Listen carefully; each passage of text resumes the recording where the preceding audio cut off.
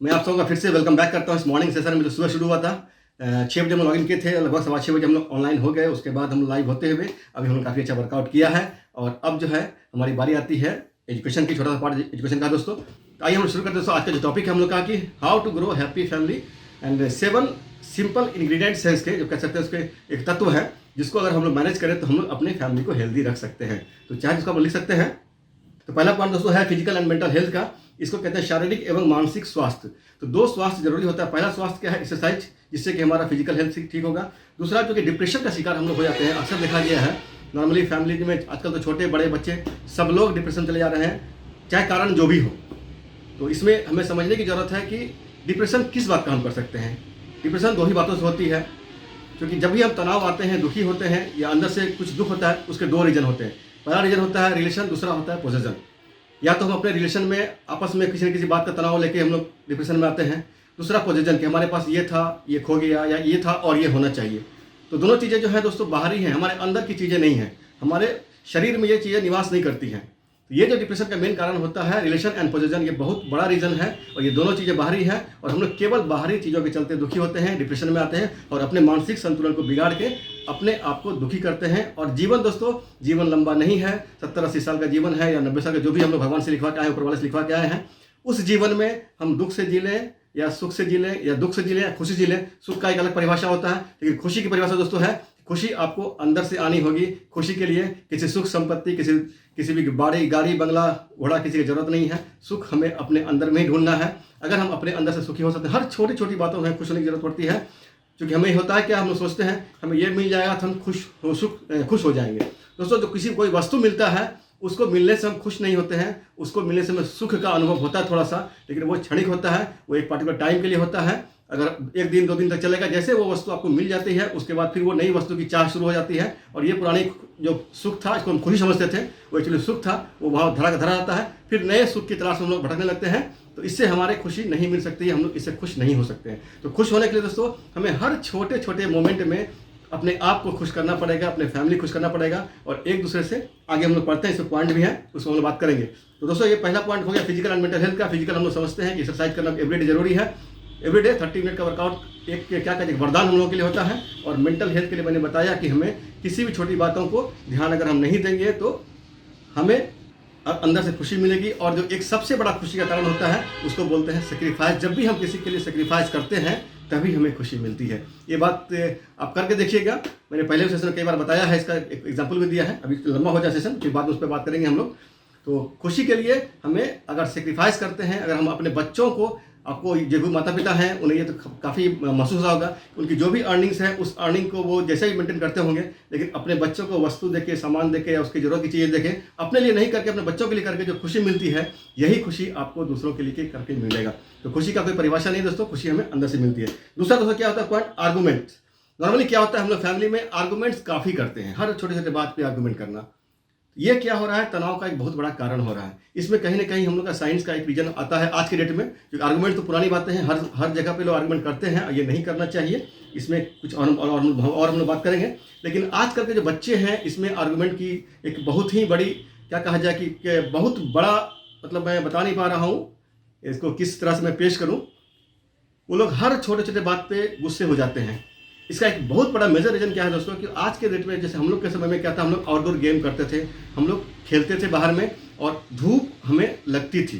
तो धूप एक ऐसा चीज़ है, एक तो विटामिन डी आता है उसमें से, और भी हमारे बोन्स, हमारे हेल्थ के लिए काफ़ी कुछ लाभदायक है। और धूप दोस्तों एक कारण है जो कि डिप्रेशन का भी कारण होता है, जो कि अगर धूप आप नहीं लेते हैं तो आपका चिड़चिड़ापन बढ़ेगा। आज के डेट में बच्चों में क्या हो रहा है कि वे लोग इंडोर गेम्स करते हैं, मोबाइल में, लैपटॉप में खेलते रहते हैं, और बाहर धूप में जाने का उसको जरूरत नहीं पड़ता है, वो धूप में जा नहीं पाते हैं। और ये एक मेजर रीज़न है कि धूप में नहीं जाने के कारण से जो है उसमें एक चिड़चिड़ापन बढ़ता है, और वो हम लोगों को आपस में, परिवार का जो है एक संतुलन को बिगाड़ रहा है। तो एक चीज़ ध्यान रखिए कि हम अपने बच्चों को जरूर कम से कम 10-20 मिनट का धूप में दीजिए। अगर गेम खेलना भी मोबाइल में उन्हें है तो उन्हें कहिए कि कहीं पर जाके छत पर या बाहर बरामदे पर कहीं भी जाके थोड़ी सी धूप में खेल लें, ताकि उनका ये एक साइंटिफिक रीजन जो चिड़चिड़ापन का है वो दूर हो जाएगा। दूसरा जो रीजन है कि अपना एक मन में जो होता है कि हर कोई एक दूसरे से कुछ बात करते हैं और आपस में हम लोग मतलब एक प्यार से नहीं बोल पा रहे हैं। दोस्तों, बोलने का अलग अलग तरीका होता है। एक ही बात को हम 10 तरह से बोल सकते हैं, 20 तरह से बोल सकते हैं, लेकिन एक ही बात को एक प्यार से ही बोल सकते हैं। तो उसमें से वो जो तरीका, जो 10-12 तरीका है, उस तरीके को हमें अपनाना है कि कौन सा तरीका, जो तरीका अब समझना है कि इसके लिए एक बहुत बड़ी किताब है दोस्तों, किताब पे हम लोग पढ़ेंगे तो बहुत लंबा जाएंगे। लेकिन एक बात हमेशा ध्यान रखिए सॉरी, मैं थोड़ा सा खांसी है, कि जब भी कुछ भी चीज़ हम चाहते हैं कि हमें, जो हमारे परिवार के सदस्य जो हमें बोले, जिस भाव से बोले, जिस टोन में बोले, वही टोन हमें देना है अपने परिवार को। ये एक सिंपल परिभाषा है, इसमें कोई किताब की ज़रूरत नहीं पड़ती है। जो चीज़ हमें अच्छा लगेगा, ये निश्चित रूप से वही चीज़ हमारे परिवार को या हमारे समाज को या हमारे जानने वाले को, जिससे भी हम बातें करेंगे, उसको वो चीज़ अच्छा लगेगा।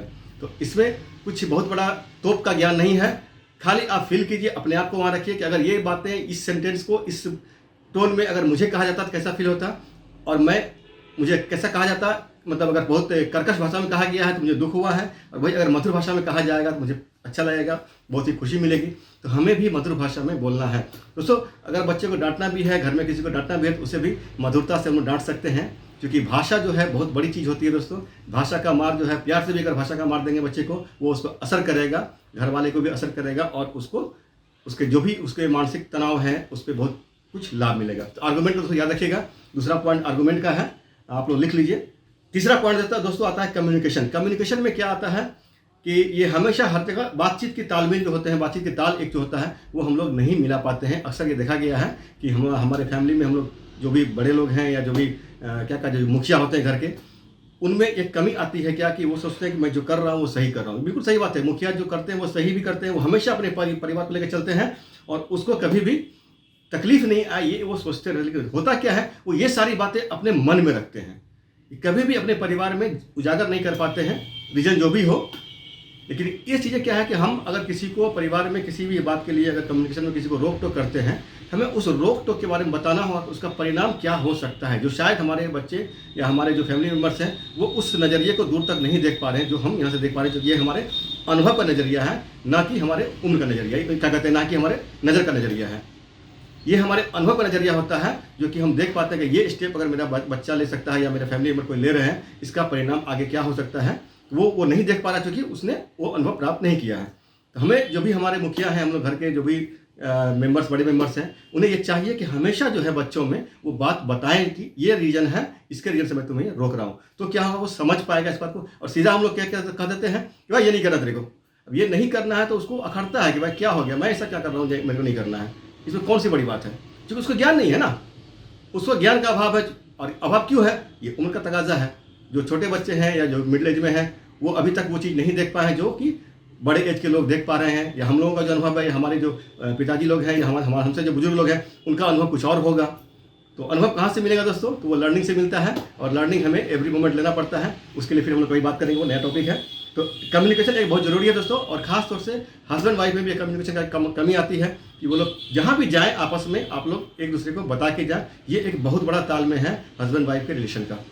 आप कहाँ जा रहे हैं, क्या कर रहे हैं, कोई दिक्कत नहीं है। आप किसके साथ जा रहे हैं, किसी साथ जा रहे हैं, मतलब ये नहीं मतलब कि किसी नेगेटिव पॉइंट्स में कह रहा हूँ, कि हो सकता है कि आप अपने ऑफिसेस में या अपने बिजनेस में किसी स्टाफ के साथ कहीं पे जा रहे हैं, और ये अगर आपके फैमिली में पता होता है कि किसके साथ आप गए हैं, खुदा ना खास्ता कुछ मान लीजिए कोई प्रॉब्लम्स आ गया, कोई घटना ऐसी हो गई, तो आपके फैमिली मेम्बर क्या समझेंगे, किसको पूछेंगे, किससे बात करेंगे। उसको पता तो होगा कि फलाने के साथ गया हुआ था, अगर कोई बात हुई वो बता सकता हमको, या उसके फैमिली मेम्बर बता सकते हैं कि कहाँ पे वो हो सकता है, कैसा हो सकता है। ये एक बहुत बड़ी बात है दोस्तों, हमेशा नेगेटिव नहीं लीजिए इसको कि पता नहीं किसके साथ गया है। बहुत सारे आजकल भाव नए नए आते हैं, जो कि क्या कहते हैं, अपना सोशल मीडिया में चलता रहता है उल्टा पुल्टा भाव से। तो उस भाव से मैं नहीं बता रहा हूँ, ये वो भाव एक अलग भाव है, उससे भी एक रिलेशन में दरार आती है। लेकिन एक जो ये क्या कहते हैं, सेफ्टी का जो भाव है, ये बहुत ज़रूरी है। आपके फैमिली मेम्बर को पता होना चाहिए कि आप हर मोमेंट में कहाँ पे हैं, ऑफिसेस में हैं या व्यापार में हैं या कहीं फील्ड में गए हुए हैं, तो कैसे गए हैं, किसके साथ गए हैं। इससे क्या हो जाता है कि वे लोग संतुष्ट रहते हैं, कभी भी कम्युनिकेट कर सकते हैं आपको। कभी आपका फ़ोन अगर नहीं लगा तो आपके साथ जो बंदे हैं उनसे वो बात कर सकते हैं कि आप स्वस्थ हैं, सुरक्षित हैं, कैसे हैं। ये दोस्तों कम्युनिकेशन बहुत बड़ी पार्ट है, और हम लोग आपस में एक बातचीत करें। चौथा पॉइंट आता है दोस्तों, रिस्पेक्ट एंड लव।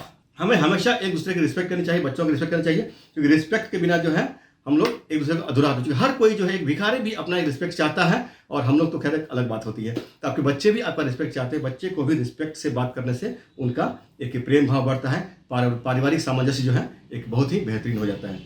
दोस्तों समय का थोड़ा अभाव है, मैं थोड़ा स्पीड खींच रहा हूँ। पांचवा पॉइंट दोस्तों है सपोर्ट ईच अदर। हमेशा एक दूसरे का सपोर्ट करना चाहिए फैमिली में।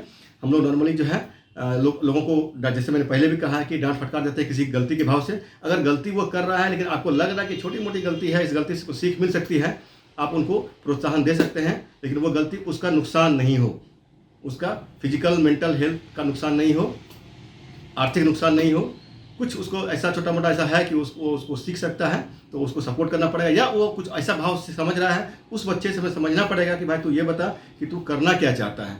हो सकता है कि उसके मन में कुछ और चल रही है। ये जो दिमाग दोस्तों 1 किलो का है, ये बहुत सारी चीज़ें लेके रखता है, और ये हम लोग कहीं से लर्निंग कर सकते हैं, बच्चे से लर्निंग कर सकते हैं। तो कभी कभी हमें बच्चे से ही पूछना चाहिए कि वो चाहता क्या है, और उसके हिसाब से अगर आपको लगता है कि उसमें बहुत बड़ा कुछ नुकसान की बात नहीं है, तो उसको आपको प्रमोट करना चाहिए। या कुछ हम लोग नॉर्मली क्या होता है आजकल, एक खास बात क्या होती है दोस्तों कि पढ़ाई हम लोग का जो है, एक टॉपिक मेरा एक अलग टॉपिक है पढ़ाई का, कि हम लोग केवल चाहते हैं कि पढ़ना है पढ़ना है पढ़ना है। पढ़ना तो बिल्कुल दोस्तों है, पढ़ना सही है, लेकिन पढ़ के हम लोग के घर में क्या होती है, नौकरी करना है। एक ये पुरानी प्रथा है कि पढ़ के नौकरी करना है, पढ़ के नौकरी करना है, पढ़ के नौकरी करना है।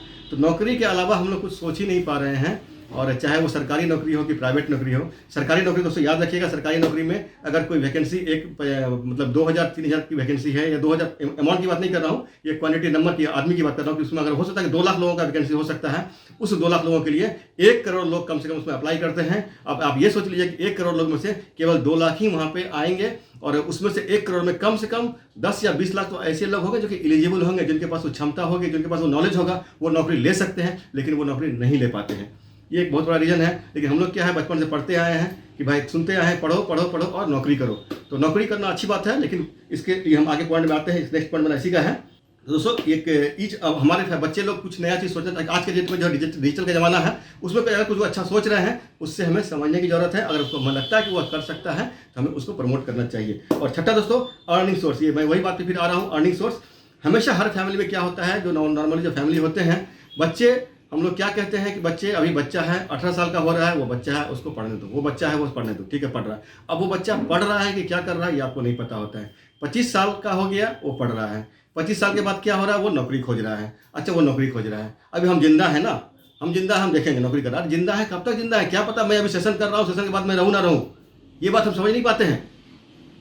मैं अपनी ही बात करता हूँ, मैं अभी सेशन आपके साथ कर रहा हूँ, हो सकता है कि सेशन के अभी 1 मिनट के बाद मैं हूँ कि नहीं हूँ, ये कोई जानता है। लेकिन हम लोग बुजुर्ग जितने भी हैं, घर के मुखिया लोग हैं, उनमें ये एक ईगो रहता है कि मैं हूँ ना, तू कर, अभी मैं हूँ, मैं करूँगा। अरे कब तक कर लेंगे पिताजी और दादाजी।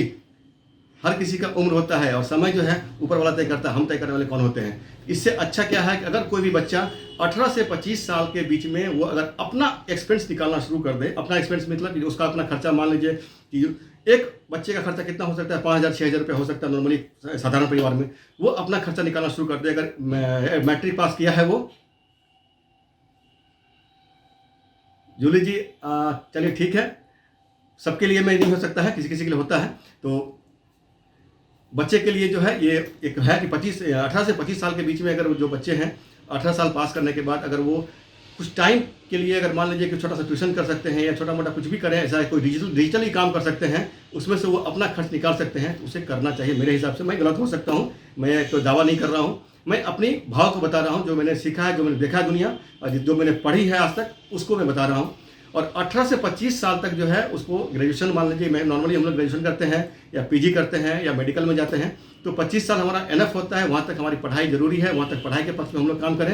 लेकिन 25 साल के बाद अगर हम अर्निंग पे नहीं आते हैं, वहाँ केवल नौकरी खोजते रह जाते हैं, तो 40 साल हो जाती है। 35 साल सरकारी टाइम है, उसके बाद तो लोग नौकरी खोजते हैं। 35 साल से सरकारी नौकरी खोजे, उन्हें नहीं मिल पाया, उसके बाद फिर 35 के बाद जो है 40 तक जो है वो सोचते हैं कि क्या करें क्या करें क्या करें और क्या करें। इस चक्कर में कुछ हो नहीं पाता है। क्यों क्या करें सोचता है, क्योंकि अभी तो पिताजी का भोजन चल रहा है ना, पिताजी का होटल चल रहा है, उसको पता ही नहीं चल रहा कि क्या करना है, उसके दिमाग में आ ही नहीं रहा है। अगर पिताजी नहीं रहे तो बेटा क्या करेगा, ये कोई सोच नहीं पाता है। तो इसीलिए 25 साल के बाद कम से कम नॉर्मली आदमी को जो भी करे, पढ़ाई का सीमा क्षेत्र है 25 साल। 25 साल से लेकर 30 साल में आपको कोई ना कोई काम करना है, चाहे बिजनेस कीजिए, व्यापार कीजिए, प्राइवेट नौकरी कीजिए, सरकारी नौकरी कीजिए, जो कीजिए आपको अर्निंग पे आ जाना है। उसके बाद आपको पढ़ने की इच्छा है तो पढ़ना आपका सेकेंड लाइन होगा, फर्स्ट लाइन नहीं हो सकता है। फर्स्ट लाइन अर्निंग, क्योंकि उम्र जो है लंबी नहीं दोस्तों, उम्र हमारी 60 साल तो नॉर्मली काम करते हैं हम लोग, जब तक हमारे पास एनर्जी है। 60 साल के बाद हम काम नहीं कर पाएंगे, कहीं ना कहीं हमें बैठना पड़ेगा घरों में, बहुत से बहुत 4-5 साल और कुछ कर सकते हैं, डिपेंड करता है हर आदमी का अलग अलग। तो 60 साल 70 साल से ऊपर कोई उपाय नहीं है। अगर हम 40 साल तक पढ़ते रह गए तो कमाएंगे कब, जिंदगी जिएंगे कब, ये याद रखिएगा। तो ये मेरा एक भाव है। इसीलिए 25 साल के बाद अगर कोई आदमी किसी भी तरह का अर्निंग सोर्स अपनाता है, चाहे नौकरी पेशा हो, चाहे जॉब हो, चाहे वो प्राइवेट नौकरी हो, सरकारी नौकरी हो या कोई व्यापार हो, कहीं भी आप जाते हैं तो कम से कम 3 से 5 साल आपका होता है स्ट्रगल पीरियड, इसको बोलते हैं संघर्ष का जीवन। ये 5 साल वो पार करना पड़ेगा। कोई 3 साल में संघर्ष पार कर जाते हैं, कोई 5 साल में करते हैं, लेकिन ये 5 साल के बाद जो है आपका जीवन एक सुखमय हो जाएगा। आप एक लेवल पे, ग्रोइंग लेवल पे आ जाएंगे और आपका जो है क्या कहता है, आप धीरे धीरे ग्रो करते चले जाएंगे। और 30 से 40 साल का जो उम्र होता है वो उम्र काफ़ी मैच्योरिटी का होता है, उसमें काफ़ी फास्ट आपकी तेज़ी से जाएंगे। अगर आप ये 5 साल पहले बता लिए, अगर आप 40 साल के बाद 5 साल शुरू करेंगे तो 5 साल का स्ट्रगल तो आपको जाएगा, लेकिन शारीरिक क्षमता जो है 30 से 40 साल तक ही हम सही जीवन जीते हैं। हमारा जो जवानी का समय होता है जिसमें हम बहुत अधिक मेहनत कर सकते हैं, यानी कि 25 से लेके आपका 40 साल जो ये समय है, ये बहुत ही, ये क्या कहा जाए, सुनहरा जीवन का समय होता है। ये जवानी का समय है। इस समय में लोग बिगड़ते भी हैं, इस समय को संवारते भी हैं। जो भी लोग 25 से 40 में संवर गए, उसकी ज़िंदगी अलग हो गई, उसका परिवार एक अलग क्षेत्र में चला जाएगा, उसके जो भी आने वाली जनरेशन है वो एक उन्नति के राह पर चल जाएगा। लेकिन अगर ये 25 से 40 साल को खींच को हम बर्बाद कर दिए, चाहे वो अड्डा मारने में, चाय दुकान में, पान दुकान में, मोबाइल में, व्हाट्सएप में, फेसबुक में, तो समझिए कि आप उस आदमी का जीवन जो है वो चला गया। आप सोसाइटी में देख लीजिए ना, आप कहीं भी नज़र दौड़ाइए अपने पीछे, अपने आसपास में, कि जहाँ भी ये चीज़ चल रहा है उस परिवार की हालत क्या हो जाती है। हमेशा ध्यान रखिए, 25 साल में हमें बच्चों को अर्निंग पे लेके जरूर आना चाहिए। 25 साल के बाद फिर वो धीरे धीरे 30 साल आते आते वो अगर अच्छे से कर लिया तो मतलब एक अच्छा अमाउंट पे आ जाएगा, जो कि वो अपने परिवार को भी देखेगा, खुद को भी देखेगा, खुद की फैमिली को भी देखेगा। ये दोस्तों अर्निंग सोर्स से ये हमारा फैमिली बिगड़ता है। और वहीं पे जो बुजुर्ग हैं, जो पिताजी हैं, कुछ लोग तो कहते हैं मैं कमा रहा हूँ, लेकिन जब उसकी स्थिति किसी कारण से खराब हो जाती है, बीमार हो जाते हैं, तब वो डिप्रेशन में जाते हैं कि उसके बच्चे कुछ नहीं कर रहे हैं। तो बच्चे कुछ नहीं कर, अब बच्चा कुछ नहीं कर पाएगा। तो बच्चे को 40 साल के अंदर एस्टैब्लिश हो जाना है, यानी कि 25 से 30 में एस्टैब्लिश हो जाना है, और 30 के बाद तो वो ऐसा दौड़ेगा कि फिर दुनिया देखेगी।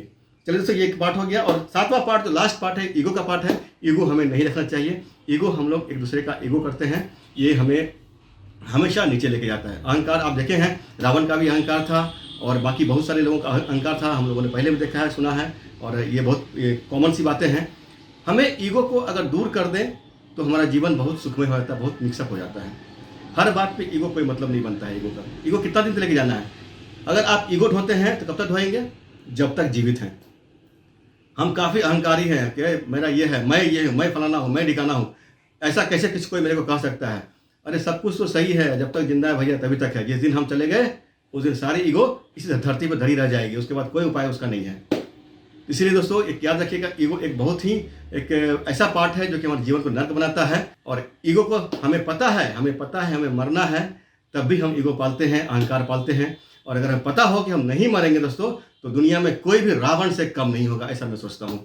मैं गलत हो सकता हूँ, लेकिन शायद मैं ऐसा सोचता हूँ कि अगर ये लोगों को पता चल जाए कि मुझे नहीं मरना है, तो कोई भी रावण से कम नहीं होगा, राम बहुत कम मिलेंगे दोस्तों। तो याद रखिए, ईगो को हटाना है हमें। जीवन बहुत हमारी लंबी नहीं है, इस जीवन को अच्छे से, बेहतर से, खुशियाँ भरा जीवन जी लेना है, क्योंकि ऊपर से आए हैं नीचे धरती पे अपना रोल प्ले करने के लिए। रोल प्ले करते हुए हमें ऊपर चले जाना है। तो थैंक यू दोस्तों, मेरा छोटा सा पार्ट था। ये 7 एक अच्छे टॉपिक, 7 ऐसे पॉइंट्स है, 7 इंग्रीडियंट्स कह सकते हैं इसको आप, जिससे हम अपने फैमिली को हैप्पी रह सकते हैं। अगर आप लोगों को अच्छा लगा हो तो मुझे आप कमेंट्स कर सकते हैं। अगर मेरी बात से किसी को तकलीफ हुई हो तो मैं क्षमा चाहूँगा फिर से दोबारा, कि मेरी बात से आप लोग दुखी, किसी बात को नहीं लीजिए। ये जिसके लिए एप्लीकेबल है वो उसे अपनाएंगे, जिसके लिए एप्लीकेबल नहीं है वो नहीं अपनाएंगे, क्योंकि ये मेरा भाव है। मैं अपना फीलिंग शेयर किया हूँ। मैं कोई ज्ञानी पंडित नहीं है दोस्तों, मैं कोई बहुत बड़ा महात्मा नहीं हूँ। जस्ट जो मैंने सीखा है अपने जीवन में, जो भी, चाहे किताबों से हो, चाहे एजुकेशन से हो, चाहे पढ़ के हो, चाहे काम करके हो, चाहे अपने क्या कहते हैं अनुभव से हो, उसी को मैं शेयर करता हूँ, उसी का एक टॉपिक बनाता हूँ दोस्तों। इसलिए थैंक यू वेरी मच दोस्तों। आज समय काफ़ी हो चुका है, थोड़ा मैं लंबा जल्दी खींच लिया, फिर भी ये लंबा हो गया, क्योंकि टॉपिक इतना बड़ा है कि ना, कि हम लोग इतनी जल्दी से हम लोग कवर नहीं कर सकते हैं। चलिए दोस्तों, काफ़ी अच्छा हम लोगों को आज बहुत अच्छा लगा। मैं भी काफ़ी दिन के बाद आ पाया था, थोड़ी सी तबीयत खराब हुई थी कुछ, और उलझने आ गई थी बीच में, डिस्टर्ब था मैं, ये कोई बात नहीं है। और आप लोगों का मैं धन्यवाद अदा करता हूँ, आप लोगों का आभार व्यक्त करता हूँ कि आप लोगों ने सुबह से मेरा साथ दिया, और सब लोग अपने एक साथ हम लोग इकट्ठा वर्कआउट भी किए, डांस भी किए, एजुकेशन भी लिए, और अब हम लोग सेशन क्लोज कर रहे हैं रिजल्ट सुनते हुए दोस्तों। और ये हेल्दी ब्रेकफास्ट हमारे जीवन को अच्छा करता है। मैं ईश्वर से कामना करता हूँ आप सबों का दिन जो है बेहतर से बेहतरीन हो, और आप लोग अपने लक्ष्य में अग्रसर रहें। थैंक यू दोस्तों, आज के लिए मेरा इतना ही था। फिर हम लोग मिलते हैं नेक्स्ट सेशन में, तब तक के लिए बाय बाय।